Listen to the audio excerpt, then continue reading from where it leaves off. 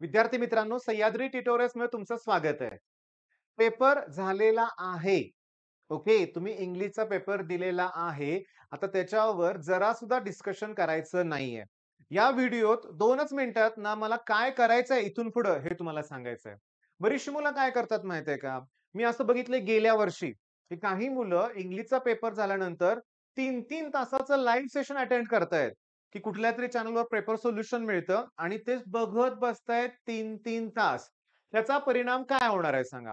याचा परिणाम असा होतो लक्षात घ्या, की विनाकारण टेन्शन. "अरे, हे इतकं सोपं होतं, मी अटेम्प्ट करायचं राहून गेलो. चुकलं माझं." विनाकारण टेन्शन बिल्डअप होणार आहे. आता मला सांगा, तुम्ही एकदा पेपर लिहिलाय, तो सबमिट झालेला आहे. त्यात काय परत चेंजेस होणार आहेत का? नाही होणार. पण एक लक्षात घ्या, आपल्याला की नाही स्ट्रॅटेजी प्रॉपर ठेवायची आहे. पेपर झालाय ना, ओके, मला आता काही डिस्कस करायचं नाहीये. माझी एखादी गोष्ट चुकली असेल तर चुकू दे. बरोबर असणार आहेत भरपूर गोष्टी, काही काळजी करायची नाहीये. मग आता करायचं काय? तर मी तुम्हाला सांगतो, की आता बघा मी तुम्हाला सांगतोय व्यवस्थित लक्ष द्या. करायचंय काय ते क्लिअरली सांगतो. Strategy, proper strategy. पण आत्ता या स्टेजला रेस्ट घ्यायची आपल्याला. मी क्लिअरली सांगू का, की आपल्याला की नाही समजून घ्या बरं का मी काय सांगतोय ते व्यवस्थित, की आपल्याला पहिली गोष्ट म्हणजे थोडी रेस्ट घ्यायचीच आहे. लगेच घरी गेलं का नाही फिजिक्सला अभ्यासाला बसतो. नाही. जेवण करा. ओके. सकाळी आता तुम्ही पहिल्या पेपरला उत्सुकतेने सकाळी काय खाल्लं असेल, नसेल.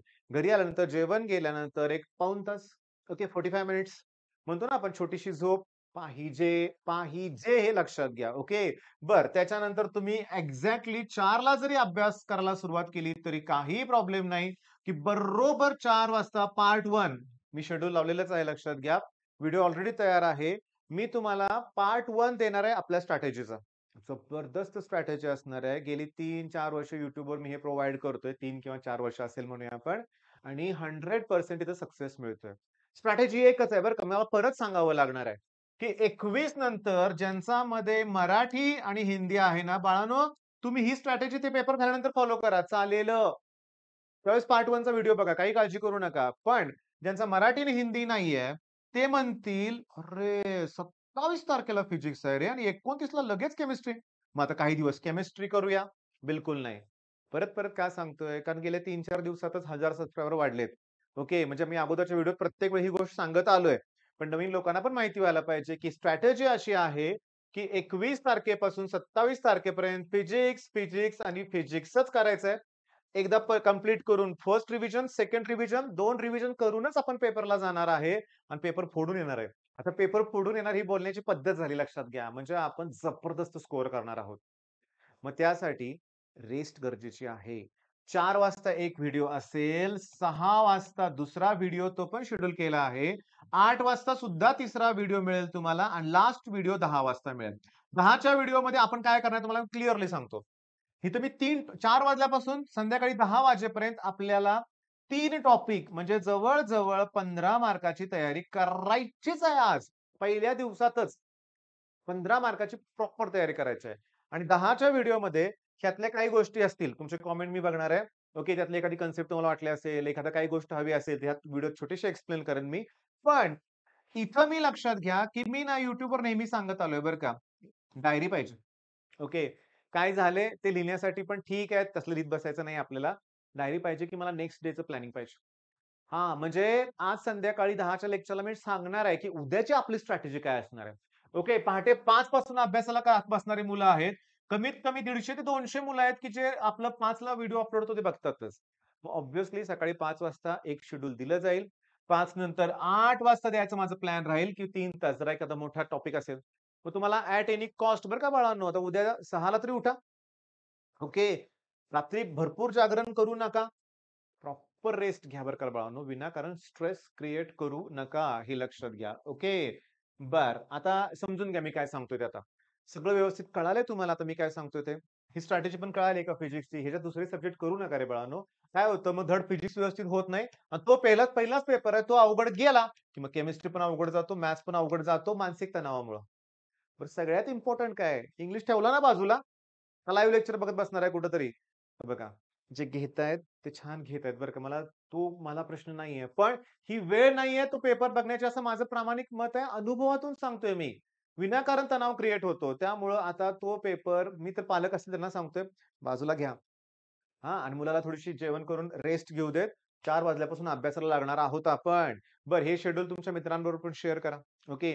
चॅनल परीक्षेच्या काळात आपोआप आपलं ग्रो होतंच. मी तुम्हाला बऱ्याच वेळा चॅनलचा ग्राफ काढून दाखवलाय, की 8,000-9,000 हजारच्या रेंजनं व्ह्यू असतात फक्त टोटल दिवसाचे. ओके. आणि फिजिक्सच्या वेळेस व्ह्यूज 2 लाखापर्यंत पोहोचतात दिवसाला. म्हणजे 8,000 कुठं आणि 2,00,000 कुठं. पण ते ग्राफ पुन्हा खाली पण आलाय लक्षात घ्या. म्हणजे मला थोडंसं वाईट काय वाटतंय, एवढा जबरदस्त प्लॅटफॉर्म आहे YouTube. फ्री कंटेंट आहे तुम्हाला. पाहिजे ते मिळतंय. फुल सिलेबस अपलोड केलेत असे चॅनल पण आहेत. एन-सी-ई-आर-टी बेस्ड शिकवलंय हे पण चॅनल भरपूर आहेत. असं असताना देखील ऑफलाईन कोचिंग जॉइन करायचीच असं पालकांचं मत बनलंय. त्याला जबाबदार कोण आहे? Instagram, okay, Snapchat. अरे ते कसे काय जबाबदार असतील? आपण जबाबदार आहे ना. तुम्ही विद्यार्थी, तुम्ही मोबाईलवर जास्त टाईमपास करताय. हल्ली काय झालंय चॅटिंग ते जबरदस्त सुरू आहे तुमचं. म्हणजे ते काय आता विचारूच नका. ओके. WhatsApp नसेल, Facebook तर तुम्ही वापरत नसणारच. ही पिढी Facebook वापरतच नाहीये. Insta आणि Snapchat त्यात तुमचा वेळ जातोय हे पालक बघतोय आणि म्हणून हा गोल्डन YouTubeचं जे आहे ना, खरोखर हे हुकतंय किंवा राहतंय. बरी परिस्थिती आहे. क्लासला फी भरायला पैसे नाहीयेत. अहो कशाला फी भरायची गरज आहे? फ्रीमध्ये करू दे ना, होऊ शकतोय ना. मी तुम्हाला सांगतो अशी कितीतरी उदाहरणं मी बघितलेत. खूप नाही, हाताच्या बोटावर मोजण्याइतकी, की कुठलंही कोचिंग नसताना नीट क्रॅक केले, कुठलंही कोचिंग नसताना यू-पी-एस-सी सुद्धा क्रॅक केलेली उदाहरणं आहेत. पण फॅड काय बनलंय? अरे, आता गंमत सांगू का तुम्हाला मी? इंजिनिअरिंगला आता फायनल इयरपर्यंत क्लासेस आहेत. मी बघितलं मला शॉक बसला. आमच्या वेळेस ना फर्स्ट नाही तर सेकंड इयरला ते पण मॅथ्सचे क्लास असायचे. बाकी कुठल्या सब्जेक्टला क्लासेस नव्हते. आता प्रत्येक मी कधी-कधी गमतीने मुलाला म्हणतो, "अरे एवढे क्लासेस तुम्ही लावणार आहे, एवढे क्लासेस लावताय." बघा मी काय म्हणतोय, "पुढे नोकरी कशी करायची हे बी क्लास लावणार का?" ओके. किंवा जगायचं कसं आहे ह्याचा बी क्लास लावणार का कुठं? खूप वाईट अवस्था आहे बरं का आणि शहरी भागातला पालक याला जबाबदार आहे बरं का. शनिवारी रविवारी मुलाची सुट्टी असेल ना, माझा एक मित्र आहे बरं का. मी जस्ट आमच्या पुण्यात आहे. मोठ्या मल्टिनॅशनल कंपनीमध्ये आहे बरं का. मी त्याला म्हटलं तो म्हणला, "अरे खूप हेक्टिक आहे, ट्रॅव्हलिंग ह्याच्यात आठवडा कुठे जातो कळत नाही." मी त्याला म्हटलं, की "अरे तुम्हाला सॅटर्डे संडेला तर सुट्टी असते ना, त्यावेळेस तर तू एन्जॉय करतोस ना." म्हटला, "कुठलं एन्जॉय? शनिवारी पहिलाच बायको म्हणते, की मी आता आठवडाभर मुलांना सोडले त्यांच्या त्यांच्या क्लासला. शनिवार, रविवार जबाबदारी तुमची." मग तो म्हणतो शनिवार, रविवारी कुठे तबल्याचा क्लास, कुठे गायनाचा क्लास, कुठे पियानोचा क्लास किंवा ते काय असते मोठं तुमचं ते गिटारचा क्लास म्हणूया आपण. नुसते क्लासेस, क्लासेस आणि क्लासेस. म्हणजे प्रॉब्लेम सांगू का तुम्हाला मी? YouTube आहे ग्रेट. तुमचे काही असे मित्र असतील त्यांच्यावर आपलं चॅनल नक्की शेअर करा. आता बास, आता रेस्ट घ्या. तुमचा जास्त वेळ घेत नाहीये आणि 3:30 पावणे 4 वाजता उठा. तयारी करून लक्षात ठेवा 4चा व्हिडिओ बघितला, की जे दिलेत ते प्रश्न करायचे आहेत तुम्हाला. त्यातलेच येणारं त्याच्या बाहेरचं काही येऊच शकत नाही मी सांगतो. येऊच शकत नाही हे लक्षात घ्या. ओके. मग करा तयारी. All the best.